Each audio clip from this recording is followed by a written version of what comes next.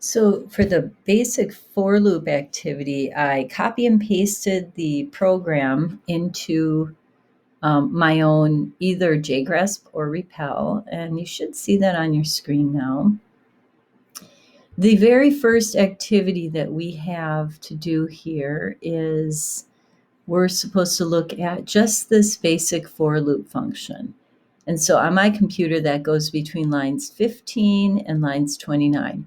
This function is a standalone function. It doesn't return anything. As you can see, it's void. It doesn't return anything. It doesn't take any arguments, so it has no parameters in those parentheses. And all it's supposed to do is count the numbers from 1 to 100. And so I started it out by having this variable that's a string. That string variable is going to hold all the characters that I eventually at the very end want to print out. So what I need to store in that string, and I'm just going to do this old school on some paper. So I want, let's say this is output. Output is just a blank sheet of paper right now. It doesn't have anything in it, as you can see in the code. It's just output equals blank. So that could be represented by this blank piece of paper. I want to throw in all of the numbers from 1 space 2 space 3 all the way till I get to 100. So I have to keep throwing each number in from 1 to 100. So my for loop, I'm going to use the keyword for, and then in parentheses, the first argument in a for loop is the variable that you want to use to do the counting. So I'm going to say int, because it's an integer, and I'm going to call mine counter. And where you want to start the counting. Well, I'm going to start my counting at 1 because I'm supposed to go from 1 to 100. So starting at 1.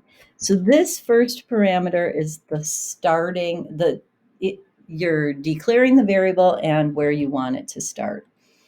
This next parameter, or the next argument, is the Boolean statement. So this is a Boolean statement. It's something that's going to evaluate to true or false. And it indicates when you want this to stop or how long you want it to go.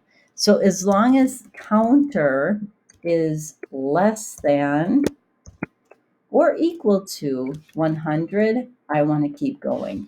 So you want this statement to be true, means it'll keep going as long as that statement is true. And then the last parameter talks about what you want the stepper to be. So what do I want to do to counter every time I go through the loop? I want counter to go up by 1. So I could say counter plus equals 1, or I could just say counter plus plus in Java. And then I use brackets because this is like a block. And so for the numbers from 1 to 100 going up by 1 every time, I want to stick into output. So plus equals means put what's already there, add on to it. It's append. I want to add on counter plus a space. Now, if I run this, and I'm going to go down to main and just make sure I called on basic for loop. Scrolling down to main, I've called on basic for loop. So I'm going to run it.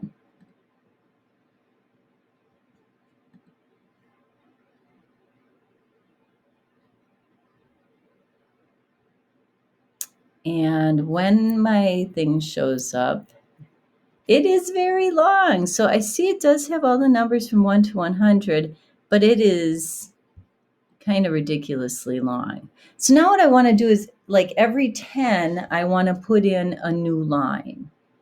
So every 10 numbers, I'm going back up to my count, basic for loop. Every 10 numbers, I want to put in a return.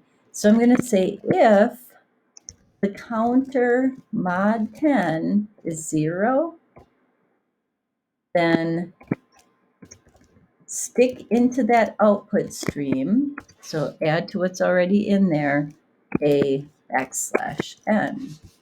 So now let's look at the difference. If I just stick that \n in every 10 numbers, That looks much better, but I still don't like that these numbers 1 through 10 aren't lining up. So I want to put a little space or something before that number. So before I print this out, I'm going to say if counter is less than 10, then put a little space before the number gets printed out or gets stuck into output. So now when I run it,